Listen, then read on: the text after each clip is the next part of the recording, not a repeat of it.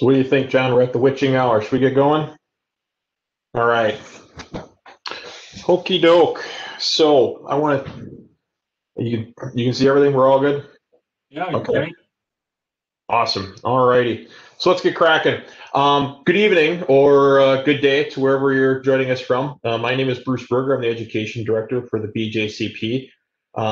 We are here today to talk about malt sensory and go over the malt sensory training session that we published back in June of this year. So it's a joint venture between the Beer Judge Certification Program and the American Homebrewers Association. So we'd like to take a moment and thank them for providing us with some of the infrastructure here. Remind everybody as well too that tomorrow is Learn to Homebrew Day. So if you haven't signed up for that or have anything planned for it, please do so. I'd also like to thank John Moorhead for his participation and logistics at his end of the AHA with this as well too. All right, some housekeeping real quickly here, okay? There's controls at the top of the screens. You all should be seeing them. I just snapped these a couple of seconds ago, so I know it's a current version. So if you could please, for questions at the end, if we could go ahead and put those in the Q&A session over here, that would be great. Please don't put questions in the chat because we're not really taking a look at those at this particular point in time. So please, if you can, keep them in the Q&A area. All right.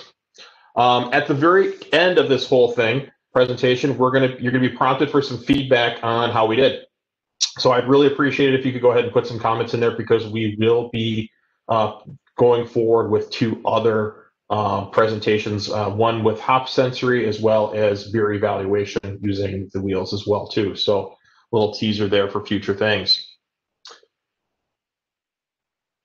Okay.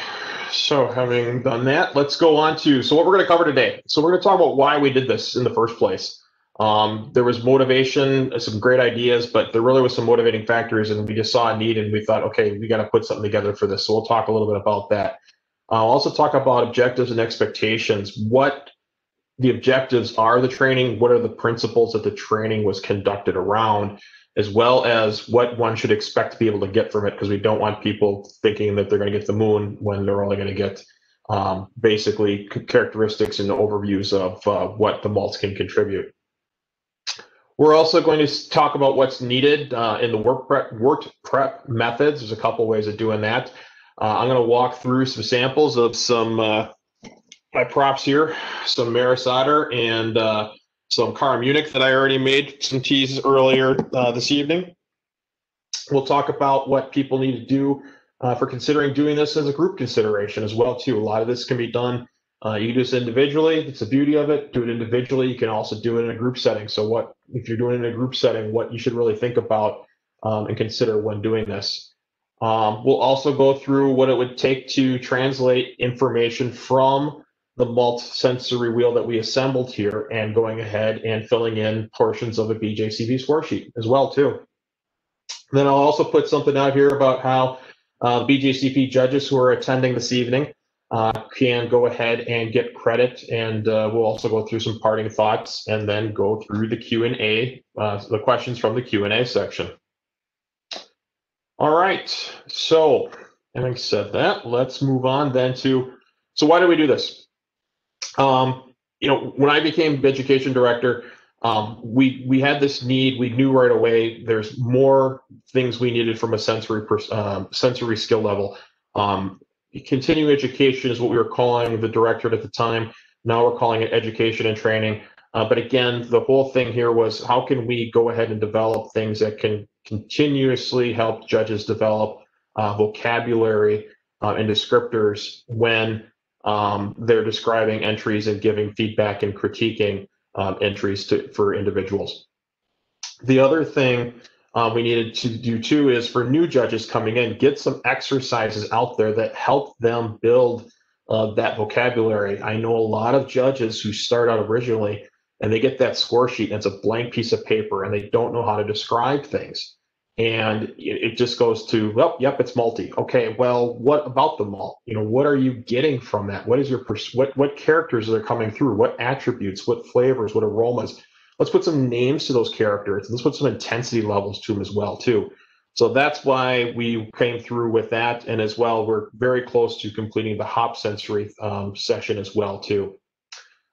This session will benefit homebrewers as well as potential or existing judges. So if you're a homebrewer, we'll talk about how you can actually take the wheel and use it for notes for when you do your future brew. So you have an understanding yourself what that malt will contribute to the brew you make using malts that you have access to, as well as the water profiles that you'll be using locally or however you handle your water situation when you do your brew. This is also something very ingredient focused. We didn't want to go with stuff that was manufactured specifically for this. Again, we wanted to keep this local so people could use the materials that are local to them and experience the characters that are there, whether you be someplace in the United States, whether you're in Australia, whether you're in Europe, Asia, Middle East, Africa, wherever, South America. Use the ingredients that are local and what they can contribute to your experience. It's also something very easy. We wanted to make it very simple. I'm not going to use the term idiot proof, but we wanted to make it easy, very simplistic, very step by step, high level. We don't want people to overthink this. We don't want people to overanalyze it. Just give you some simple instructions and go with it. I already talked to vocabulary, and then also emphasizing to people that the communication of the intensity levels. It's something we don't necessarily see on BJCP score sheets for newer judges, but we'd like to be able to raise that bar a little bit. And so we think this exercise will help with that. The objectives of the whole program here is to allow the participant the experience to get the aromas and flavors that different malts can come from, contribute to the beer. All right. We want to be able to help those new and existing judges. I talk about that, develop that descriptive vocabulary. This whole thing came to me for two reasons a little bit. One, I talked about the need for it. Okay, fine. But then also two, I remember presenting in Grand Rapids with Brian Jose, and I remember the feedback we got after that session at the Homebrewers Conference in Grand Rapids. And people were walking into that sensory perception workshop that we had with the expectation that they were going to walk out with a vocabulary and be able to say, yep, this is how I do that. And so we did samples and we did a whole bunch of other things, but really the challenge there is is we need to empower the individual to be able to pull that out. And what I always use in our judging session, our training sessions, is use your words. Help people bridge that experience from when they smell or when they taste something to how they can actually communicate it, articulate it, both from a descriptive word as well as a level of intensity that they're experiencing. And then we're going to help the existing and newer judges with describing all of that as well. It should be noted that this training really isn't aimed at going for mouthfeel. Yes, you can get a certain kind of characteristic of mouthfeel for the malt, but when you're talking mouthfeel overall, I want to keep people away from, this is going to give me this much kind of astringency, right? Because astringency can come from malt, it can also come from hops. So don't necessarily really want to see people go down that road. Fermentation plays a huge role in what body perception is as well. So just in general, we think it's best to just stay away from the mouthfeel discussion when considering this training exercise. Always, if you can, purpose of the exercise to highlight just the malt's flavor and aroma attributes. That's really what we're going for here, people. Focusing on those two characteristics. If you're trying to go deeper, trying to go a different direction, that's not what this is for. Really, it's for highlighting the malt's flavor and aroma attributes. And I think I mentioned astringency before. You can kind of talk about it, but again, it all depends on how the wort sample is prepared and how it's filtered and everything. So I really wouldn't recommend going down that as well, too. All right. So what's needed? First off, we're going to need wort samples in approximately 3 to 4 ounces, which is about this, size. I'm not going to go into great depth on that one, but you're going to need samples to conduct this exercise pre-made. Don't try doing it day of, lesson learned. Also, you're going to need copies of the BJCP Malt Sensory Training Wheel, which you're also seeing here on the screen, and I've got a copy right here. If you want to save paper, you can always double-side it. I didn't do that tonight, but you can always double-side it as well, too. You also just want one of these per a malt itself. You don't want to do multiple malts on a particular wheel. Just do one per a malt. Be best for you and your records as well as your experience there. And you just need something to write with. So it's pretty basic. You might be wondering, why did we go ahead and develop this wheel when we have the beer flavor wheel out there? And that beer flavor wheel is great. It's what a lot of us started with who are current judges today. It's a great tool. It's also something that brewers use as well too, to kind of look at things and understand what they're experiencing. The concern we had with this when developing our wheel for the exercise is it contains a lot more descriptors, and it also characterizes the descriptors as well too. So it kind of overloads a little bit when it comes to newer judges. If you're taking newer judges into consideration, it kind of overloads them with too many descriptors to some extent, to the point where they're always looking at the wheel, and they're looking at their score sheet, and they're looking at the wheel, and they're looking at their score sheet, and they're trying to figure out which real one is it really is, and it just kind of bogs them down. So, avoiding the overloading, that's why we came up with what we did. It's also very hard to mark up on this because, if we're using the flavor indicator or the aroma, where are we marking intensity here as well too? So it was just a little bit difficult to continue using that, and that's why we came up with the descriptor one that we did. All right, let's talk about malt ratios, and that's one of the benefits of, I think, of this particular exercise.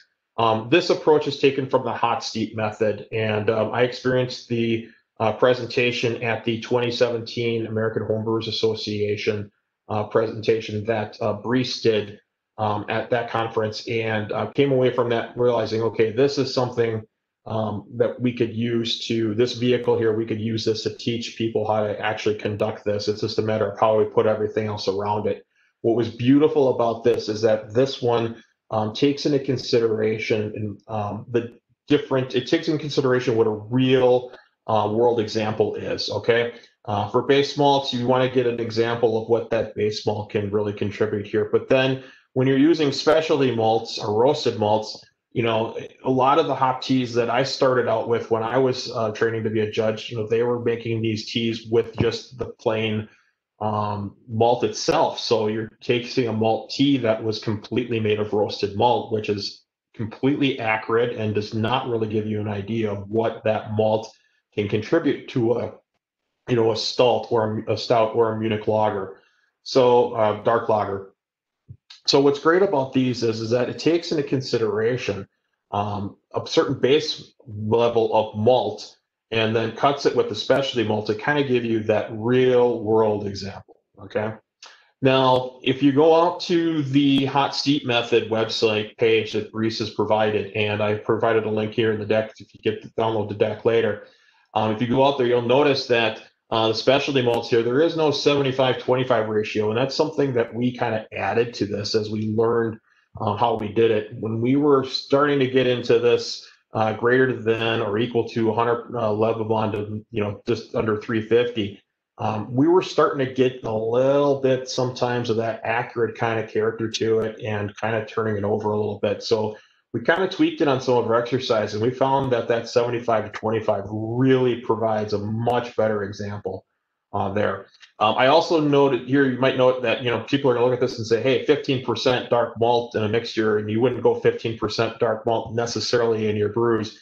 I understand that, but keep in mind too that we're also steeping this just through a bunch of, through a coffee filter and everything. So a lot of stuff will get filtered out, and we're using water ratios that will kind of dilute and kind of handle, assist with that. So that number might be a little high, but I will guarantee it might appear to look a little high, but I can guarantee you through the samples that we have done to date, this is a pretty accurate way to go about it.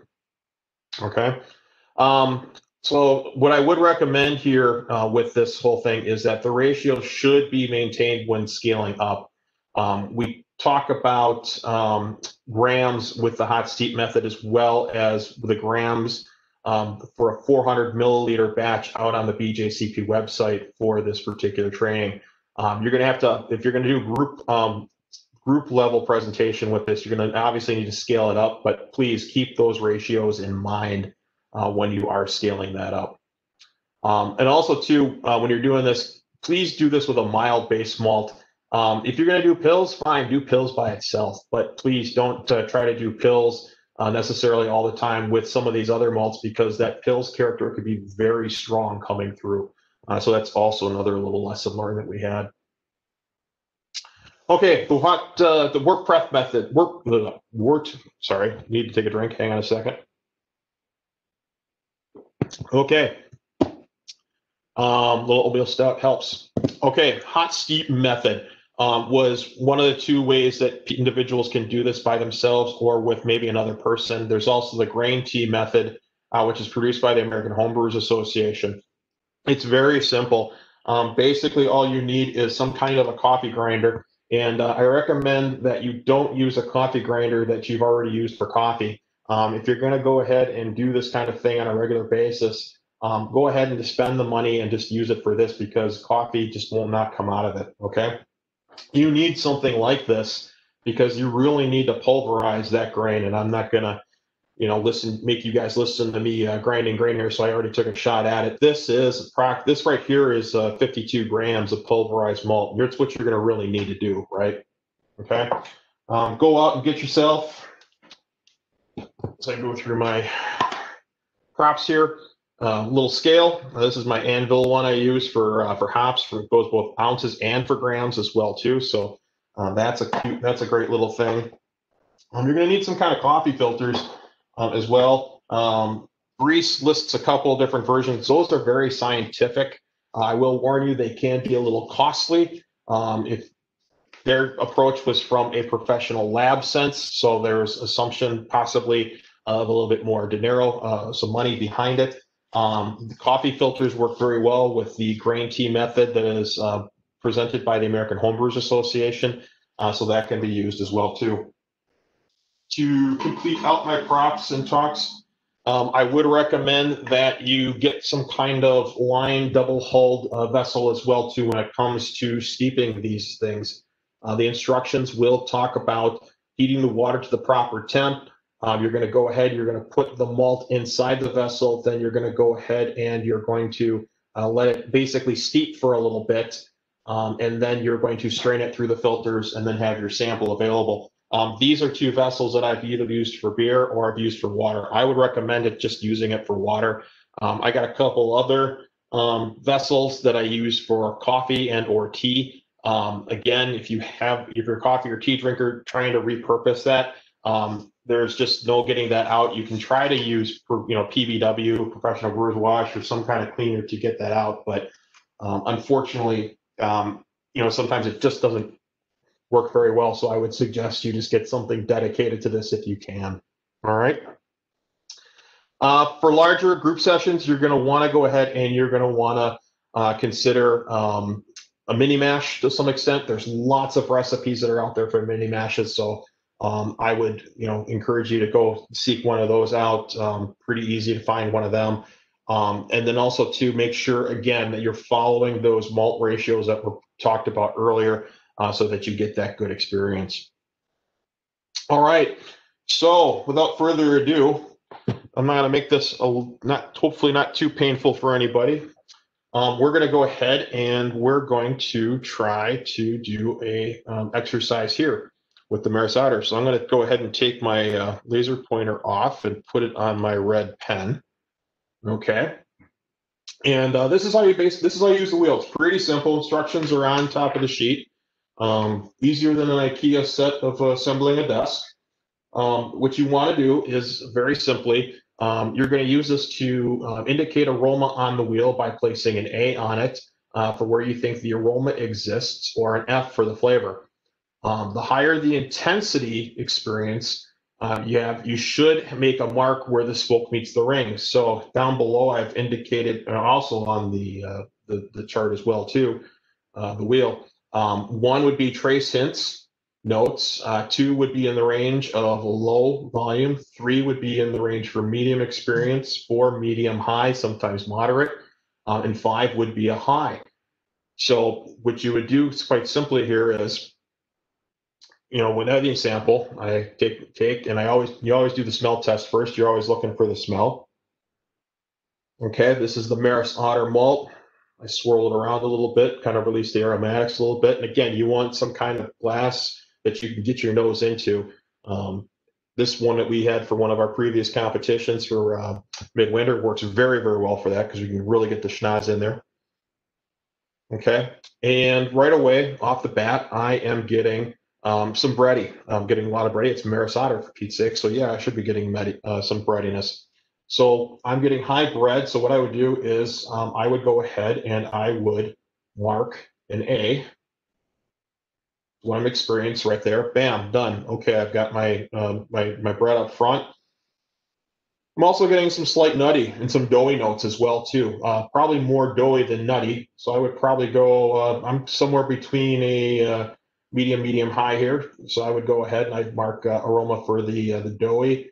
Nutty, I'm just getting a touch of that. So I might come down to here, and I'm going to go ahead and I'm going to mark my nuttiness there. I'm also getting a little off of this one,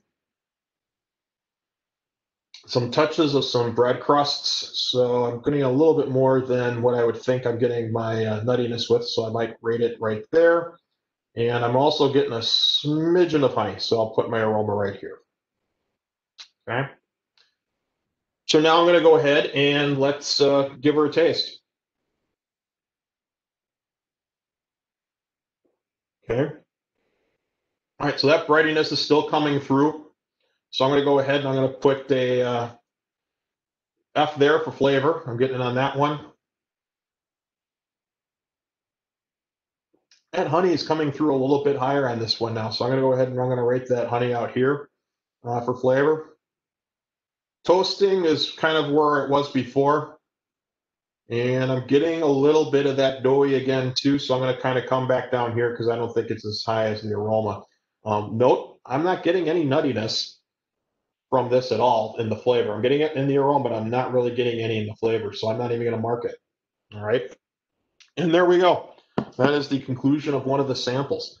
I know it was exciting because, watching me drink malt tea. I know it's what you want to do on Thursday night, but it's better than what's on American television right now. That's for sure.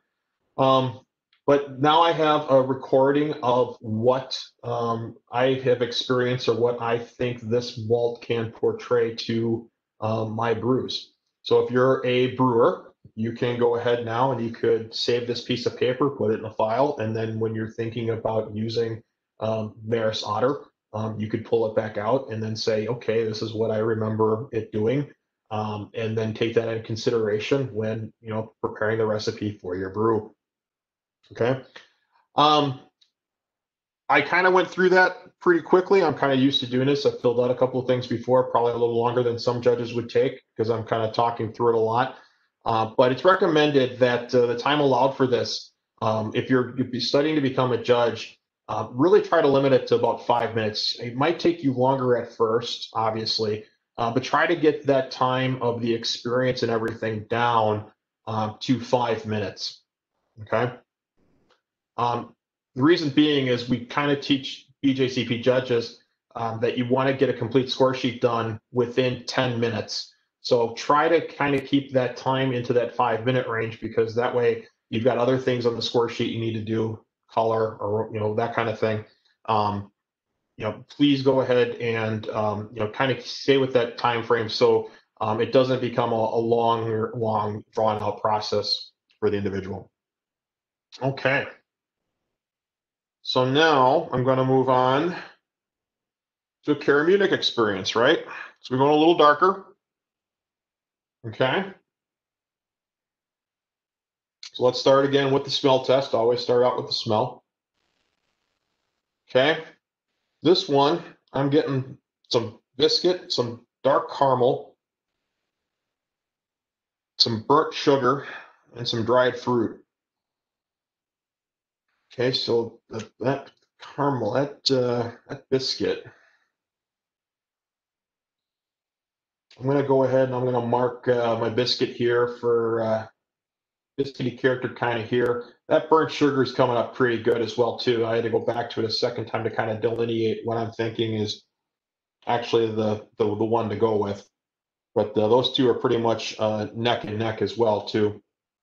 I'm also getting some caramel as well. Here I'm getting some dark caramel, kind of like you see it with those rocks, dark caramel candies. So I'm going to note that here as well. And then I can write up on this thing too as well. If there's a descriptor that's not here that you're experiencing, there's no reason why you couldn't, whack something out and replace it with something that you are so that you can indicate it, right? Okay. So now let's go ahead. I'm going to take my taste.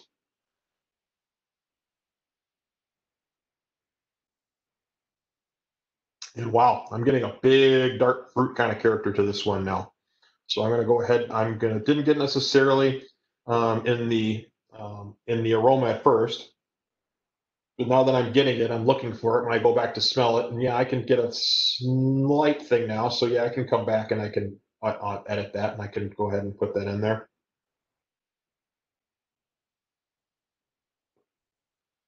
Getting a little bit of that dark caramel now, kind of fading a little bit. The biscuit kind of faded a little bit as well too, so I'm going to mark it in a little bit. And that burnt sugar, I'm getting the tang towards the end, so I'm going to kind of still consider that in here because I still want to note that I am getting that kind of character to it. And that's it. It's really great because I can actually take the sip or I can take the smell and I can look at this chart and right away I can start going through those different descriptors right away and I can say, yep, bam, that's what I'm thinking of right now. Bam, this is what I'm thinking about right now. And I can instantaneously then with pen in hand and then go ahead and mark that. So again, this is how it easily helps the individual quickly look at something, run through it and say, yep, this is what I'm experiencing. Let me put this in there, excuse me, and record it so that I know what I experienced, and I do this a few times, over and over and over. And now I'm not even looking at the wheel so much of the names. I know what's on the wheel because I've done this a couple of times, and then I just kind of get that snowball running. And eventually, then at some point in time, I probably won't even need this, and I probably use it if I want to record what a malt actually contributes, so I can have it for future reference for my brewing logs if I want. But at some point in time, if I'm a judge, I'm not going to need this anymore because these are going to be some of the descriptors I have in my head automatically that I'm going to be thinking about when I'm experiencing a brew that potentially could have Cura Munich or in this other instance before Maris Otter. Okay. So that was me doing that as an individual. Pretty simple. Group settings get a little bit different, okay? And this is where these are things not only that you want to consider if you are going to do this with a group of individuals, you want to consider this for judge training, but also too if you're just going to do this with your homebrew club for an event or anything like that. These are things that we look to see to encourage not only just with the malt exercise if you're a BJCP judge, but then also these are things that we look to see for people to do with just other education events as well too that are going on. Discussion is always encouraged. This picture you have here, this is one of my first sessions I was attending at when I was studying to become a beer judge. And we would go back and forth. What are we experiencing? What are we tasting?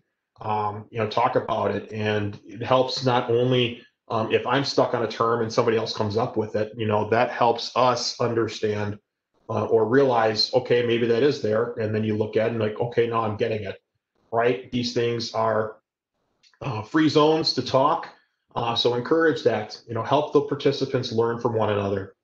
Um, just also make sure that you also point out to the individuals that just because one participant observes something doesn't necessarily mean that it's wrong if somebody else gets something different or can't pick up what that individual is getting, right? And vice versa. Everybody has different palates.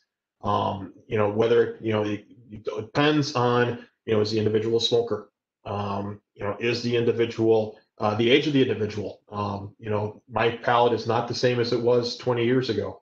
what part of the country is the individual from, or the globe. Cuisine plays a role into it. One of the things we like to jab each other about with the mead people that I hang around with is, the perception of sweet here in the state of Wisconsin is a lot different than the perception of sweet is in the American Southwest. So take those kinds of things into consideration when you're experiencing this stuff.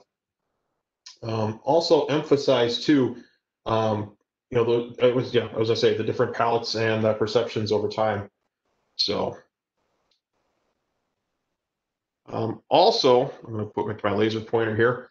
Also take the opportunity to point out how one suspect an observation. One could suspect an observation in one sense and then use another sense to confirm it. So before, I don't know if you noticed, one of the things I did is I went ahead and I was tasting, when I went ahead and smelled the Cura Munich earlier before, I wasn't really getting a characteristic. But then when I went to taste it, I got something, and then I went back to the aroma, and that's what I used to confirm it. Or there could be a situation where you smell something, and then it's like, I think it's there. I'm not 100% sure, but then if I get something in the taste, okay, now I can use the taste to try to confirm what I was thinking I was smelling. So use those senses back and forth to help confirm things.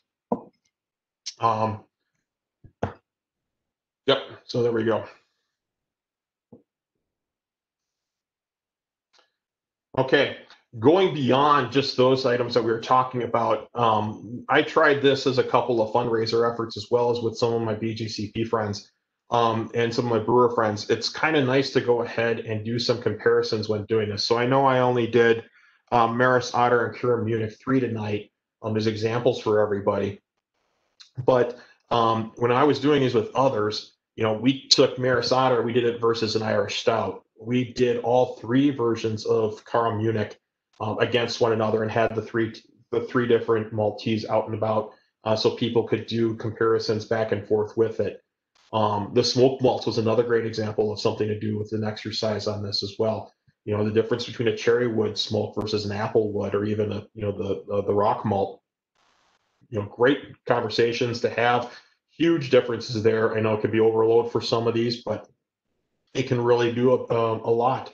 The difference with regards to brands as well too. That's another thing you can do. You're going to your local homebrew store. I know some places have a little bit more of a variety than others, but if you do have a lot of variety, what does this brand malt give as a Maris Otter compared to this brand of malt that has a Maris Otter?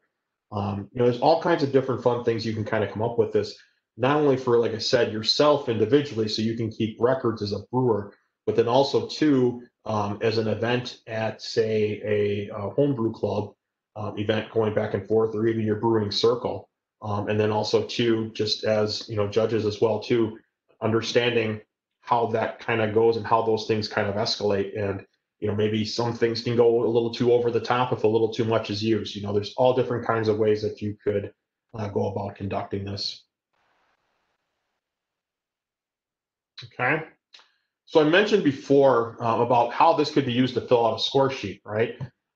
Please express my chicken scratch here, but I kind of marked up a sheet here earlier before on what I thought. I believe I was thinking more of a chocolate or malt, darker chocolate type malts. Thinking of porters when I was going ahead and doing this in stouts. So I just went ahead and marked it up. And as you can see here, I put my aroma indicators on there as well as my flavors. And so if we look at the aroma here, I'm looking at moderate, aromas in the bread. I got biscuit, I got toast, I got some roasted character. I can't really call it espresso, but I'm getting some kind of roast. I probably could have put it by coffee if I wanted to, but I went with roast and see how I repurpose that as well. I was getting a little dark chocolate as well too for the aroma. Flavor, we're talking bread, we're talking toast, we're talking biscuit in this situation, we're talking toffee, we're talking dark chocolate, roast again too. So if we go to the aroma, this is how, looking at this, how this can now translate to the score sheet and how it could go into the aroma section. So just picking up just on the malt alone, Okay, obviously there's other attributes to pick up when it comes to aroma when you're scoring a BJCP score sheet. But just from the malt alone, I can note moderate bread and biscuit up front, goes to medium toast and finishes with notes of dark chocolate and roasted malt, right? So right off the bat there, we got some very good descriptors. We have the ability to talk levels in there as well too. When we go to the flavor, moderate to bready flavor with biscuit, toffee, and caramel, and dark chocolate, some toasted notes with some coffee. Okay. So again, that's how I was interpreting it. That's how I can use the exercise here of how I experienced what I was in the glass, recording it on the wheel, and now taking that wheel if I want to, and then putting it into the score sheet. And again, like I said, eventually what will end up happening is if I know this and I get more familiar with this, I'm going to end up just saying, you know what, I don't need that anymore. I'm going to be able to cut right to the chase and put it right on the score sheet, and I'm done with it as a judge. Okay, so great training tool for new judges as well as for judges that are looking to go up in the ranks. Okay, so that's pretty much the conclusion of the training itself here. Now, the question for all the BGC members out there is going to be, how do I go ahead and get credit for this? Well, we're going to, first of all, you need to be an existing BGC member to get credit. So you have to have a rank. You have to have passed the not only the online test, but you also have to have passed the judging exam, the tasting exam. So what will end up happening is we have our training portal. So after Monday, November 9th, you're going to go out to training.bjcp.org and you're going to log into that using your ID and password that you would do for your member resources portal or the quote unquote check your record, right? Then you're going to go into the multi-sensory training course, how to, that I'm going to have out there on the website. And there's going to be a course in there that you can, if you want to, reference these slides, as well as be able to as well as be able to see this recording as well too, right? You don't have to watch it. You don't have to watch the slides again, but there will be a little quiz there with a few questions. We'd like you to fill it out. Once you get the completion of that quiz, we have your automatically behind the scenes, your BJCP ID. I'll get an email. We'll get it over into the database and get it registered. Take some time, so be patient. The other thing I want to caution people about is that the judge records don't list event names, so look for half a non-judging point awarded towards the beginning of this month. Okay. So some parting thoughts. Okay. Again, for you brewers, this is a very good way to evaluate the malt and what you can contribute to your brews. Also assist with self-evaluating your brews as well too. A lot of home brewers send their entries off to competitions. You could use this as well too to just evaluate your brews using this wheel, and then say, okay, this is the characters I'm getting of my brew from the malt perspective at least. And then when the hop one comes out, you can have the hop profile as well too. Okay. Judges, you want to shoot to be better judges. Continue education. If you, one thing I stress to all judges is continuous education. Continue to build your palate. Continue to calibrate your palate, and stay in check. And try to, just because you pass the exam doesn't mean that's it. We're done. You got to continuously develop and use those skills. So please, please, it's more than just passing the exam. Use this to grow your skill set and recalibrate. Those sensory skills and vocabulary building need to be developed and honed. By no means should anybody be limited to the descriptors that are on here. This is meant to be a starter if you're a judge. You have the Book of Flavors is out there. That's a great reference for people. Be foodies, go experience different things. Don't have to write, a great, huge laundry list of descriptors on every single entry or every single critique you do. But by all means, start with this first. It's meant to be a starter set, and then let the training wheels off, and then talk about your experiences. Talk about graham cracker cookies and sugar snaps and whatever else that might come to your mind when you're experiencing something.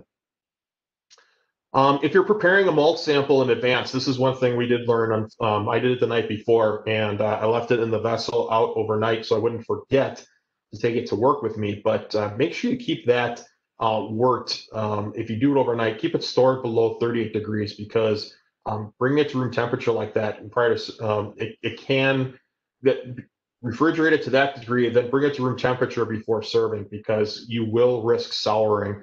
We were getting some sour character through a couple of these. Please, if you do this the night before in advance, keep those things refrigerated so it doesn't go south on you. It's also not advised to squeeze the filter. John, I know you're going to probably smack me for this one, but in the AHA video, they talk, they show the squeezing of the filter to get the liquid to come out of solution of the mash in the coffee filter and into the cup. And it's always been bad to squeeze grain bags. It's probably not a great idea to do it here as well too. I've done the AHA method just using the coffee filter as well and just let it just drain out by itself. It does it just fine. There's no need to really rush it. Just let it take, be a little bit more patient, let it take its time. And avoid that astringency because that's what you really don't want to get is a ton of astringency. Again, you're looking for the true characters of the malt when it comes to the aroma and the flavor. Okay. And then I gave you a little teaser before. There is more to come. The Hope Sensory. No, it's the Hop Sensory training course coming soon. I will warn you, there are going to be more descriptors than this, far more descriptors. Because hops have a lot more descriptors, but the way we have those descriptors organized, you will note that the hop characters will generally be grouped together, so it's more of a likelihood that of a certain hop type that you're getting certain characters from it. So hops are a little different than what we see here on the malts. Okay. Again, please, at the end of this, if you leave us, please complete the short answer survey after the presentation. Again, that's going to help us with making these things better. So we appreciate it. Now we're coming to the question and answer time. So, but before I do that, I'm going to go ahead and I'm going to plug the AHA again, thanking them, thanking John for being for helping me out with this and getting this done. I want to thank the people on the education team with the BJCP as well too for helping us vet this out, as well as members of the board who also were guinea pigs sometimes when it came to helping us out with descriptors and all kinds of things. So thanks to everyone there. So with that, I think it's time to go to the question side. Correct, John? That is correct. I would say, Bruce, there are a lot of questions in here, and you're going to keep getting more. So one thing I'd suggest is combing through these, answering as many as you can, and then any that aren't answered, we can answer later on and send those responses out to all the attendees. Okay. So if we don't get to the questions, don't feel like we're disregarding your question. I would say it'll be answered at some point soon, if not tonight. Great disclosure. Great disclosure. I guess you learned that from an online conference or two lately. Yeah. Where would I have done that? Alrighty, so I'm looking at the question bank here. Wow, okay, I'm seeing quite a few here. You're right. Let's talk about this. Is there a way to get copies of these slides for reference? Yes, there are. A couple different ways. I'm going to get these up on the training portal from the BJCP, number one. Then also two, we can get the deck PDF'd, and I'm assuming, John, we can possibly even get that out on the forum as well, where a lot of people heard about this on the AHA site. Okay, so yeah, we'll get this. We'll get that out. Are we looking into a sour beer sensory module? It hasn't come up just yet. We have a lot of things in the works. We have a long list of things we want to do. Sour beer education is certainly one of them because we see a need for better honing in the sour beer world, but we just don't have anything as of just yet. The wheel has graham cracker. That is very US term. What would that be in Australian? I don't know. I haven't been to Australia. My wife's been there 7 times through work. I'm trying to get there. It was supposed to be this year, but then this doggone COVID-19 thing hit, and so we're home. So I don't know exactly the correct term for that one. I understand that some of these terms might be different depending upon what part of the globe people are from. If I was to say graham cracker to kind of articulate it a little bit better, I would say maybe kind of like a crusty bread with a little bit of honey. John, would you kind of concur with me on that one? I tend to agree on that. Yeah. I will note this though for people in Australia, if you want, I'm sure Amazon sells it, and I guarantee you that packaging would be good to get. It wouldn't be damaged by the trip with the packaging, so you'd be in good shape if you want to give that a try. How far ahead do you recommend preparing the samples? Yeah, I'm a project manager by trade. I tend to try to keep things pooled up and ready to go, and like to be prepared ahead of time. So I probably, like I said, I wouldn't go too far in advance, but I don't know what schedule conflicts that individuals have. So like I said, you can prepare this stuff in advance, but you definitely want to refrigerate those items and keep them cool in the interim, and not let them go too long. And another thing too is taste them before you use them. Make sure they're quality, and try to pivot or adjust if necessary. One thing I will also note with this as well too, because it just came to mind with this. This training session was not intended to do this with malt extracts. It was intended to do this with whole grain kernel malts. So please, please, please don't attempt to try this with malt extracts, because there's all different kinds of things that happen with malt extracts. Again, the malt extractor is trying to get the most bang for their buck, so they're trying to get as much out as possible, and that might be different than what you would get from a whole kernel malt experience. So that one triggered in my brain. I want to make sure I got that out to everybody. Let's see here. So we talked about that. We talked about the long best practices, developing off flavors. Yeah, you can develop off flavors, oxidation. Keep those things sealed up. If you're doing oxidation, follow head rules. Don't put a 4-ounce sample in a 64-ounce vessel. Use a smaller vessel then to store the malt sample, and reduce the chances of those off flavors and things kind of creeping in. Kind of use some of that development, that stuff that we've learned through the brewing experience that you've had as well too, to ensure that sample. Video will be available for viewing later. Again, we'll get the links out somehow. John got it out already. Thank you, John. Now I'm seeing it. Okay. It would also be good to use the EBC level as well as Levabon. Yep, it could. But again, we provide one, so if people need to, they can always provide the conversion as well too. We did try to do it both in metric and imperial methods as well with things. So we try to be as global friendly as possible. You wanted to switch to me. I don't know how that worked. So yeah, I don't know how that would have worked on the logistics of the software. What temperature is the wort at while doing this analysis? I believe, as I go to my reference here, I'm not remembering all my. Depends on which one you're using, which method you're using. So if you're doing a mini mash, you want to follow the mashing instructions, guys. If we're doing this with the hot steep method, I believe we want to stay somewhere around the 140. I think it says 65 Celsius or 149 degrees Fahrenheit.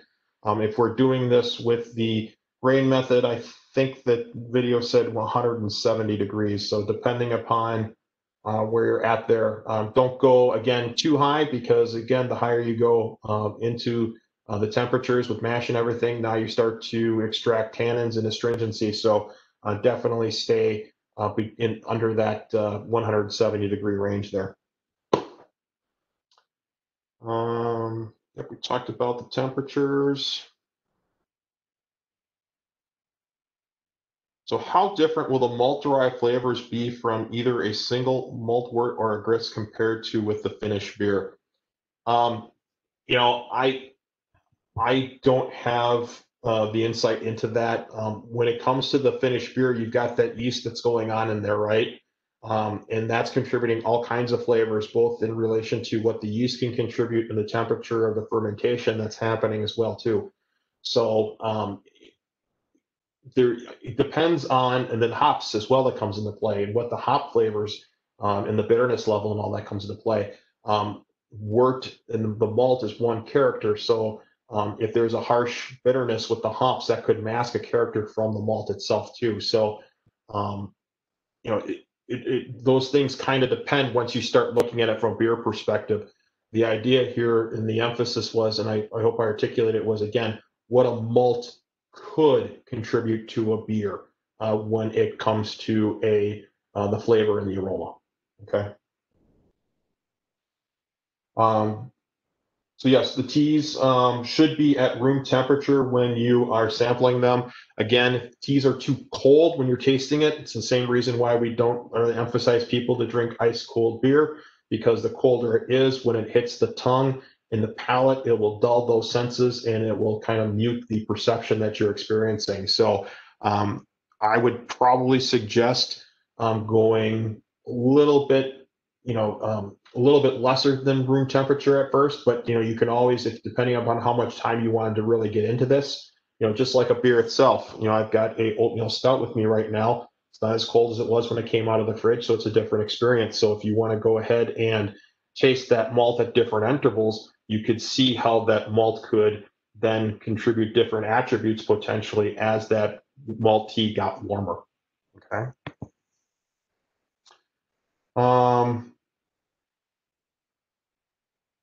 Yeah, I haven't exercised this. I haven't done the malt. Someone asked me about doing the exercise remotely with a club event. Unfortunately, I haven't done that myself yet.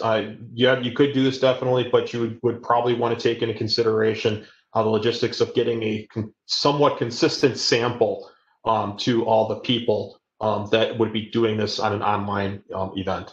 Okay. Are there any staples or standards for malts like there are for styles to get me started? Yes, we tried to on the page. We tried to list a bunch of more malts that we typically, good cross section of malts. So if you go to the BGC website for the sensory training piece, we do list a bunch of malts there that we think would be good ones to get started with. But obviously, we encourage people to go beyond that. And again, it's hard because, again, we're trying to think of a global audience. So when it comes to the US, I used Maris Otter as an example today because I had some Maris Otter here, but, two-row would probably be a better choice for a base malt here. But, I could do Maris Otter cutting with the Cura Munich as well as trying to do two-row with the Cura Munich as well, too. So that's another option I could do. So it really kind of depends geographically where you're at and what you have available to you. But the list that we did provide on the BJC website is a good start to go with. Okay. We talked about the temperatures there before.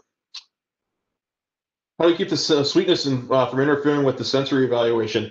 Largely because of the ratios that we were talking about before, the 52 grams of the malt total to the 400 ml water comparison that is out there. That's what really kind of keeps it all in check. If you go with too much more malt than that, then yeah, you're going to get a little more sweetness, or if you cut the water. So you want to keep those ratios. That's what will really help with that. And again, this is a starter here. If you wanted to, feel free to go beyond this if you want. Play with those ratios a little bit more if you want to see how it might end with, a little sweeter or a little less sweetness. Go with that a little bit so you can kind of understand what it could contribute or what it may lack in your brews. Would it be worth it? Would it be worth it to hot steep into a clear vessel so you can check the SRM Lovabond? You can if you want. It's your call. You can do however you would want to do it. I've done it in clear vessels. I've also done it. I haven't really looked for going for the SRM or the color. a rating and description or anything like that. But yes, you could certainly do that if you wanted to use it as part of your exercise. Sure. How do you account for the age of the grain in these experiments?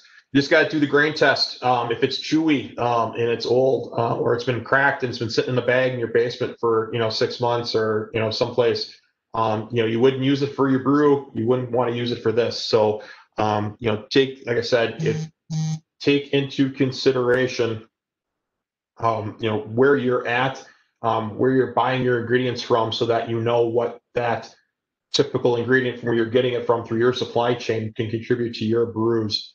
If it is an older type grain or anything like that, that's going to come through. You're going to get that musty kind of flavor to it, or that dullness to it, or something of that nature. So, if you wouldn't put it in your brew, don't bother trying to do anything with the malt here. Okay. Teas are consumed warm and hot, but beers during judging are sampled cold. Yes, temperature will always affect the sensory evaluation rating. So again, that's why we say go with that room temperature. Again, when something cold hits the buds, it will kind of dull them, and it'll make that perception kind of muted. So try to do it a little bit more at room temperature, so you kind of get in that real world experience like you would with a brew. Where can I get these flavor wheels? They're available on the BJCP website with the training as well. So if you go out to the dev.bjcp.org, under education, there is a sensory menu item. Go to the Malt Sensory, and you'll have the whole page there, and you'll be ready to go. Difference between caramel and burnt sugar. In my mind, there's a difference. You get like a scalding kind of a thing to a caramel. To me, is more of like you would see on a caramel apple or a caramel cube. Sweet, almost like toffee-like to some extent. A little bit more intense than toffee, but when it comes to a burnt sugar, you get those like a hard candy, or you get that scalding effect kind of situation. That's what I was perceiving as a burnt sugar to me. Okay. In this example, I believe I used the Weyermann Cara 3, and I cannot tell you what the Maris Otter was, but I did get them both from Northern Brewer in Milwaukee. So I'm guessing if you go to Northern Brewer's website, that would be the varieties that would be available if you wanted to follow with those. I've been judging for 4 years, and I still really don't know what biscuity means as a flavor profile. And I'm assuming by the way it was spelled, it is from someone from the UK. Biscuity to us is kind of like we get you don't I don't know if they have American fast food biscuit sandwiches over wherever whatever location you might be, but those biscuits that come that is what it is to me. Those breakfast biscuits, it's probably a very intense bready kind of flavor, not necessarily a crust kind of burnt character to it, but it's a very intense bready kind of character too. That's how I interpret it, or I'm trying to communicate it and articulate it at least. Very intense bready flavored with possibly a little buttery kind of character to it, depending upon how it's really prepared. And just a hint of maybe just a hint of toast when it comes to it as well too, depending upon if you're tasting it from the outside of the biscuit or from the interior. Let's see here. Going through these. Talked about the temperature.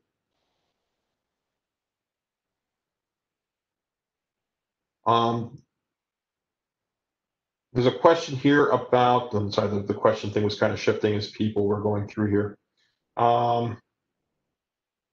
Is there a method to predict the flavors intensity that different malts, base or specials will bring to the recipe?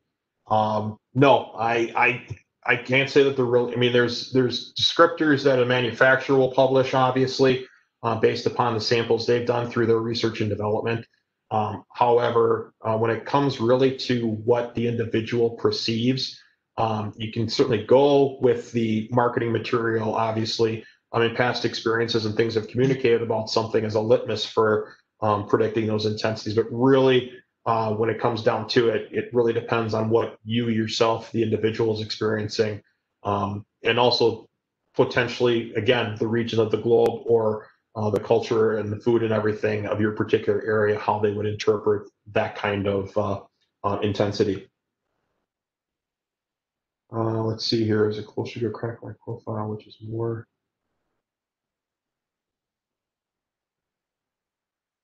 Or cookie-like? Okay, cracker. Yeah, when I was talking cracker before, cracker-like profile versus a cookie-like profile a la the Brits is the question here from Rob. Cracker to me is like a saltine cracker. That's what I'm thinking about.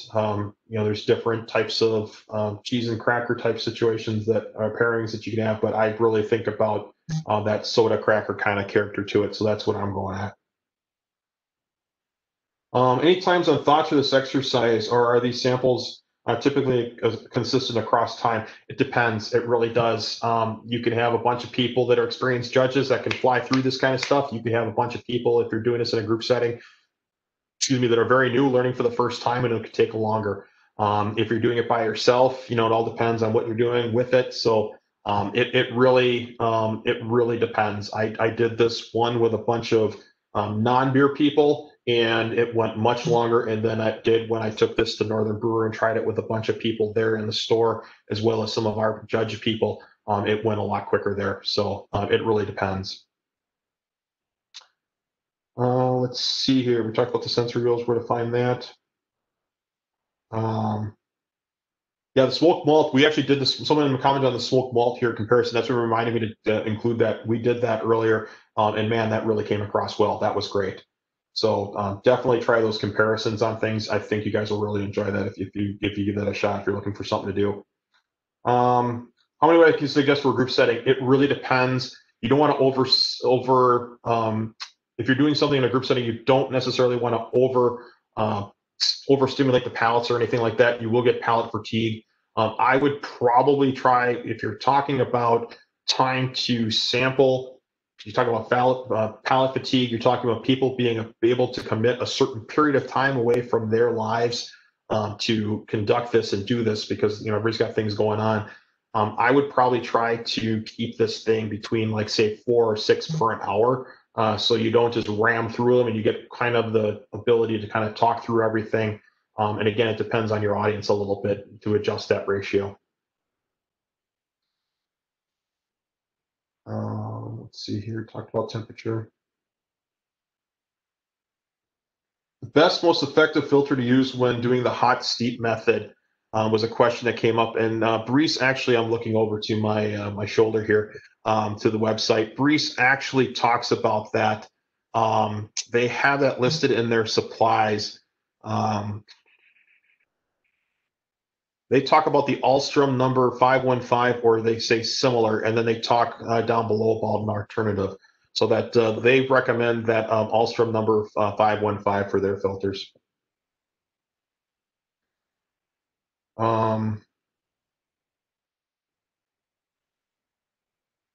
So there's a question that came in here asking, is there a different version of the flavor malt, the malt training wheel, malt sensory wheel, that just focuses on this descriptors alone for a pills? And no, we don't have just one for specific type malts. That would be a lot for us to maintain on an ongoing basis. But having seen this question, what I would probably recommend to individuals is to go ahead and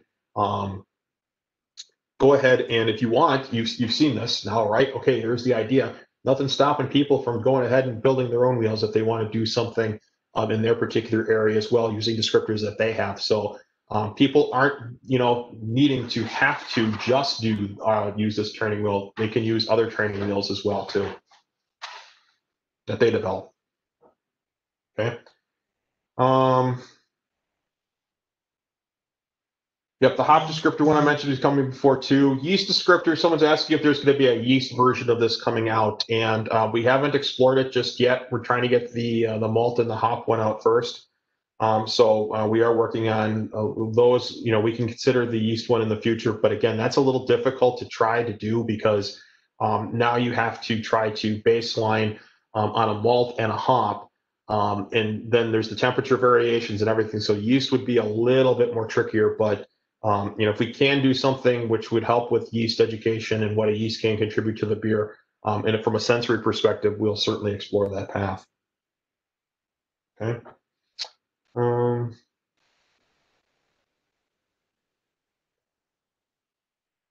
So someone's asking the question about with specialty coffee becoming more popular, terms like espresso and coffee lose some of their meaning, or do they still refer to a classic dinner commodity coffee from Colombia or dark roast?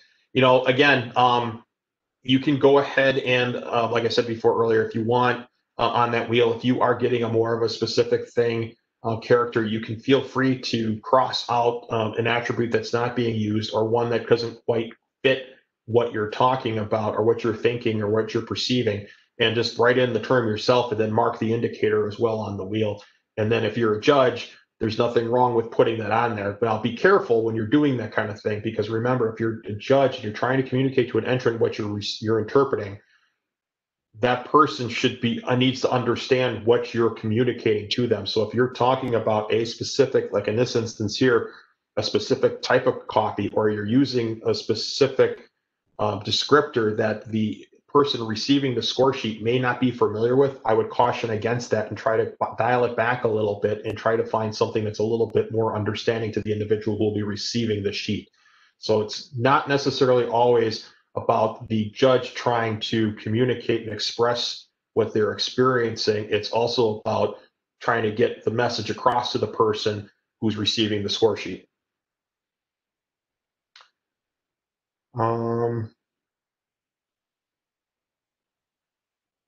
Let's see, how would you recommend new tasters get more experience with the nouns on the wheel? Sometimes new tasters might associate flavors to words on the wheel without experience.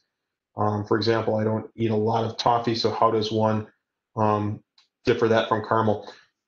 You're gonna have to try toffee. I hate to say it, you're gonna have to give it a shot. You know, you want to give those things. You may not like it. You're gonna get entries you're not gonna like as a judge, but you got to judge it. That's the expectation. So you know, get out there, try a couple of things, get those candies. You know, find a recipe for making toffee at home. Give it a shot. Why not? You know, you might actually like it. So you know, go outside your comfort zone. You know, expand it a little bit. Again, you don't have to make huge quantities. Just give it a little bit and then give it a try. And that's what I'm talking about there. Okay.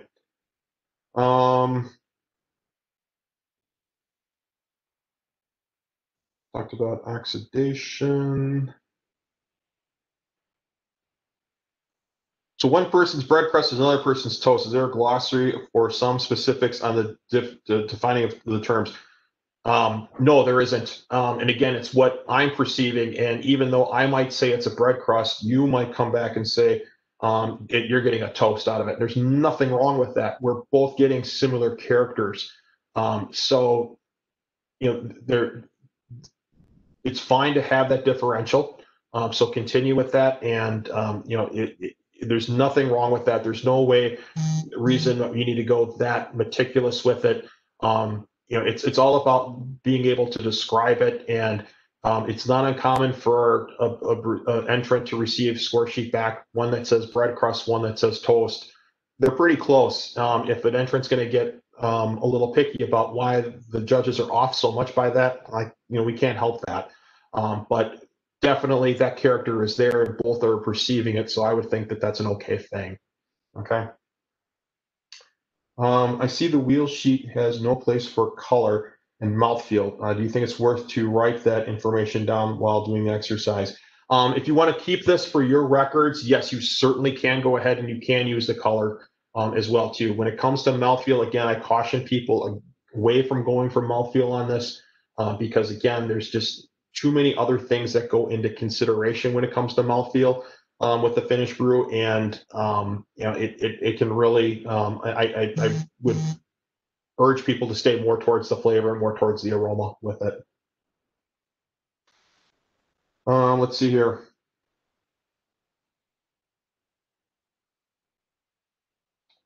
We have taken the exam, but we have not yet received our credentials, etc. We'll be able to get the non-judging credit for this when we finally receive the passwords, etc., so we can log into the account. Yeah, you would, because what ended up happening is this is going to be out now and recorded and everything there for individuals who weren't attending tonight. So they're going to be able to view this. There's nothing saying you can't even go back then and refresh and watch it.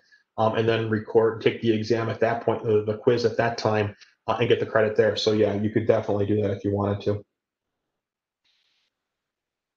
There are ways to screw up the hot steep method and what to watch out for. Yes, there are. It's trying to follow the exact hot steep method and going beyond the samples that it's talking about.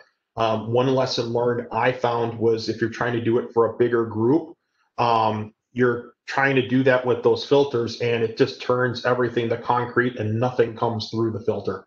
So you want to keep it to that ounce level for sure.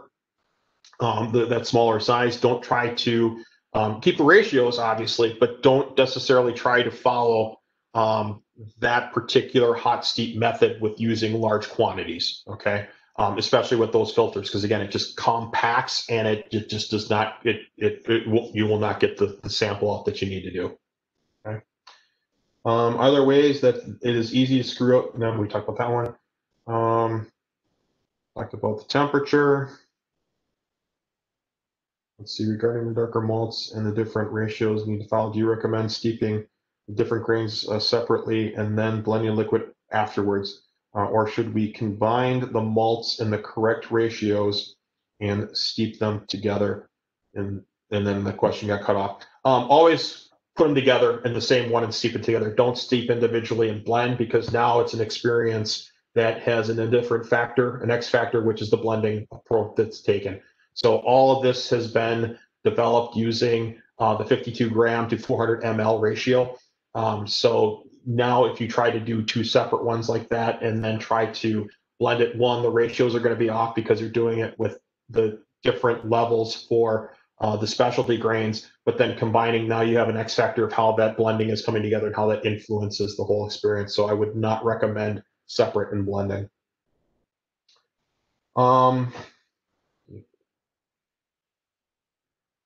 Talked about that.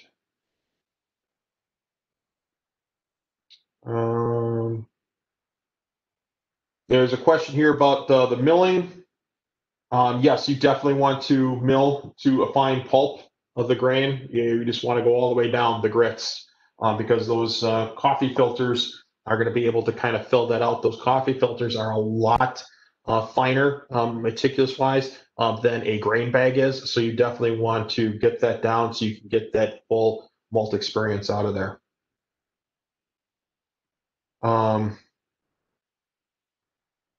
There's a question here coming back. Some people are questioning about the squeezing of the bag and how brewing the bag has debunked the idea of squeezing the bag is bad.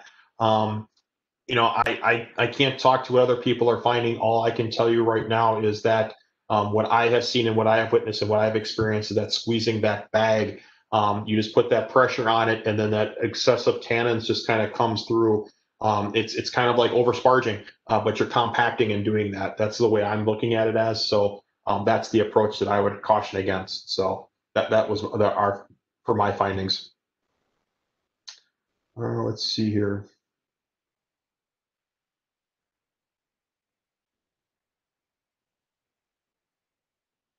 For hop and yeast related aromas and flavors, judges are pretty good at knowing the actual chemical compounds for perhaps their own description, objectives, and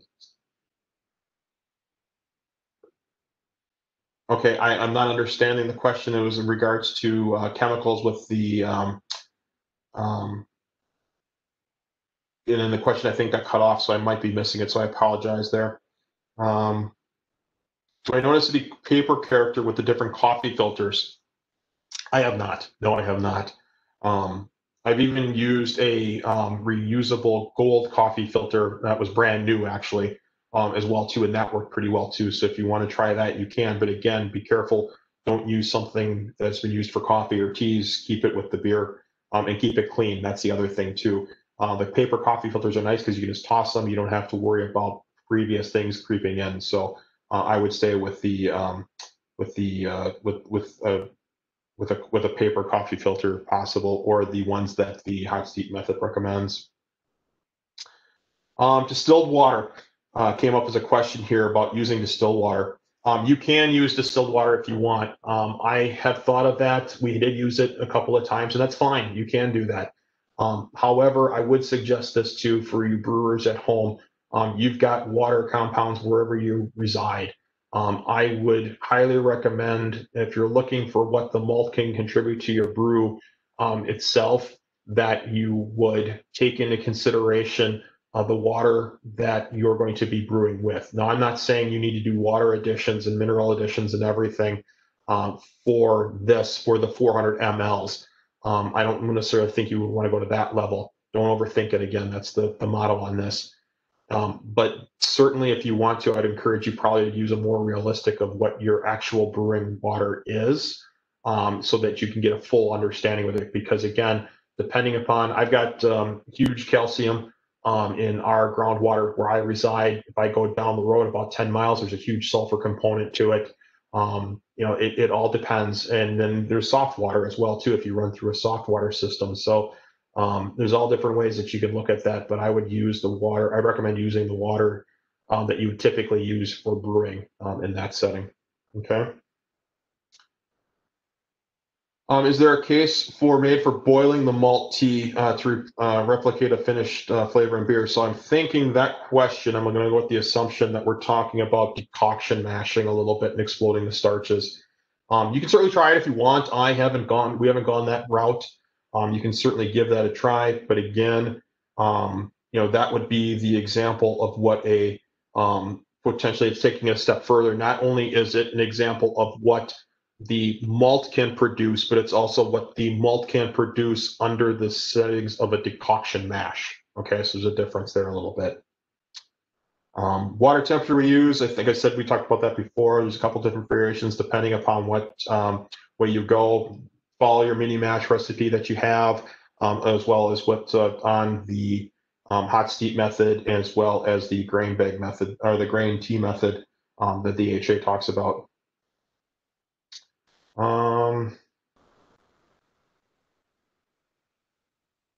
So someone asked about the where does the water content and everything, as well as the malt ratios, come from the hot steep method.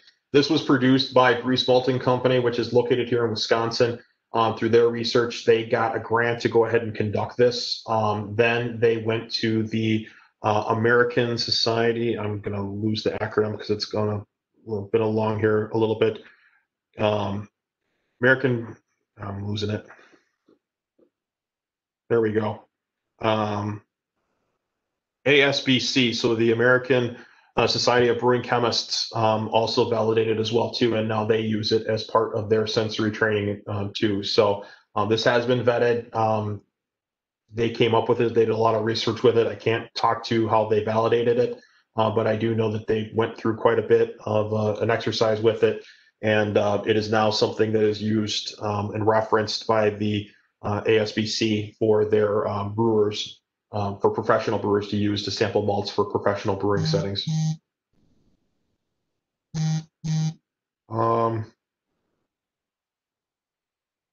Let's see here. Looking at some of the questions. I know we're kind of getting close to the time limit.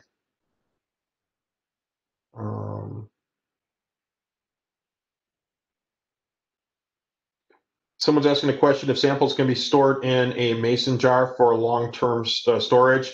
I'm sure there is a way. I do not know, but I will say this, take into consideration, there are people that do prepare yeast starters for mason jars. There are articles that are out there for doing that.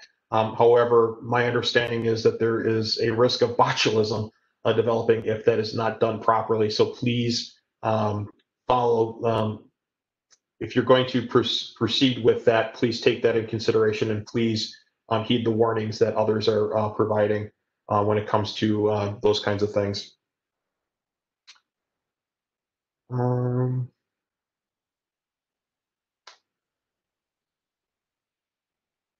Let's see here.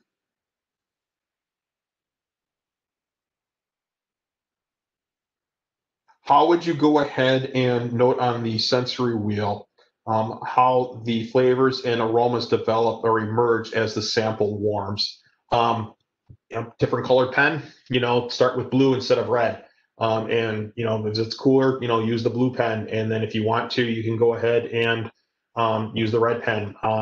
Another way you could do it is you could put a little chevron or an asterisk next to the F or the A, indicating that, a marker on the wheel without a little star or asterisk next to it is what it was at the beginning. But then you put a little asterisk next to it so that this is what you were noting towards the end of the experience. So that's another way you could do that too.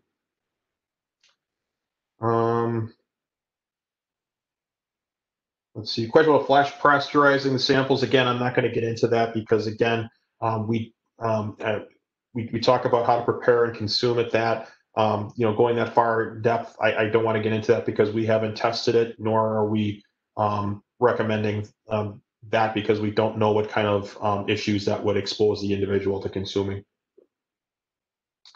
How does one calibrate the perception of malts during this training to that one with more experience How does one calibrate their perception of the malts during this training to that of those with more experienced descriptors?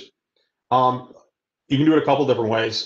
You can, again, this wheel could be used as a calibration, again, for people who have more advanced descriptors. There's nothing stopping an individual from creating their own wheel and building out on the descriptors as well, too. It's not about, this is a starter. By no means is it this wheel a end-all be-all. It's just a method and a way that people can use to do this. And we highly encourage people, if they need to in their region, or their level, if they need to expand on this, there's nothing wrong with saying, hey, let's go ahead and let's create a different version of it using something that's more relevant to their particular situation. Okay. Could you do a cold mash for dark ones instead of the hot steep method?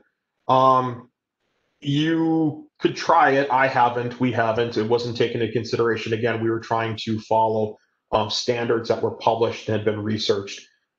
So that was our approach to it. Certainly, you could try to take that to that level. Certainly, I know a lot of people do try to cold steep darker malts and then just go ahead and not put them in the mash, just cold steep them for the color and a little bit of the roast and then dump them in. So that's certainly an option. You could certainly try that again.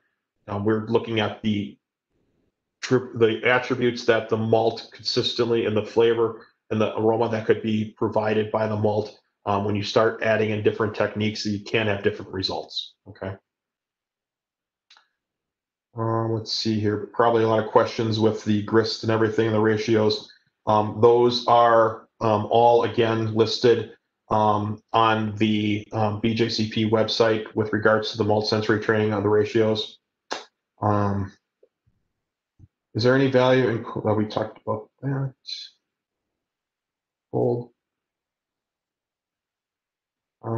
Biscuit, meaning digestive cookies. I don't know what digestive cookies are, so I can't really comment on that. So I apologize, Thomas. Let's see here. Randy asks, is there a number of people that this gets to be too many for ideally when it comes to a group setting? I don't know. Again, it all depends upon your particular situation and their level of thing and what you're comfortable presenting to as well as an individual. So I wouldn't, myself personally, wouldn't try to walk away from trying to do it with a group of 20 people or even an auditorium full of people, but then taking consideration how you're going to be presenting, what your objectives are again, and gauge accordingly. Okay. Let's see here. I think we're coming to the end, John.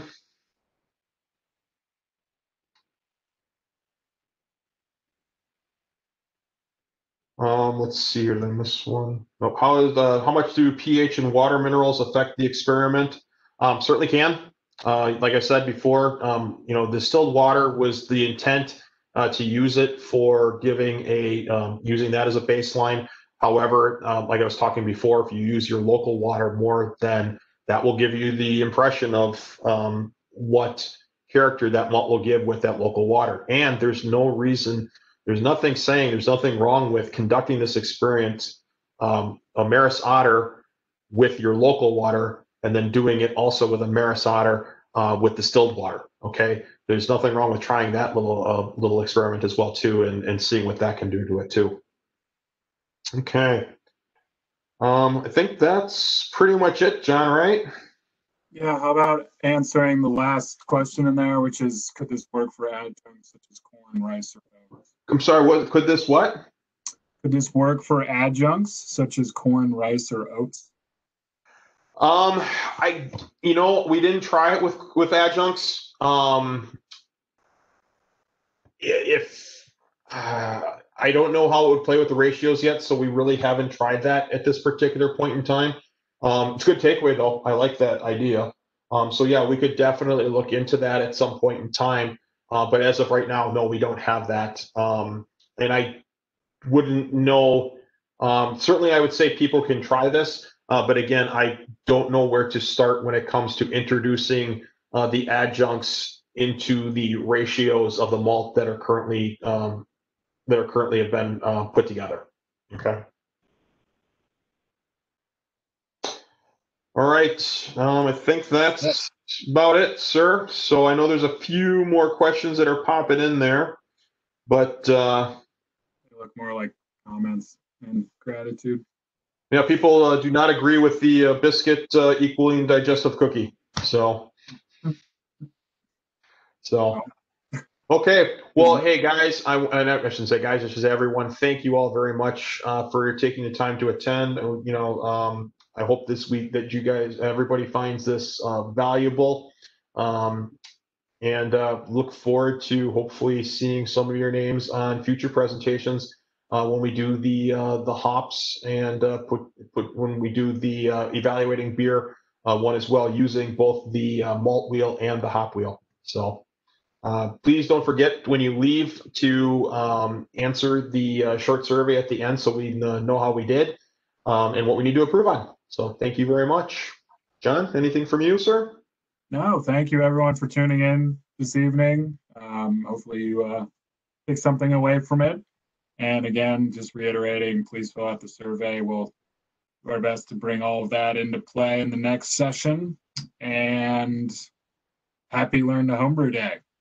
Yes, yes. Saturday, not tomorrow. Yeah. You should do it any day, and you should do it every day. So that's right. Anyway, thank you, everyone. And this recording will be sent out later. Oh, it'll be sent out by next week and shared on the AHJ forum, as well as likely other areas, but we'll definitely be on there and be hosted. So, cheers, prosit, nasvidari, salute. Thank you, everyone.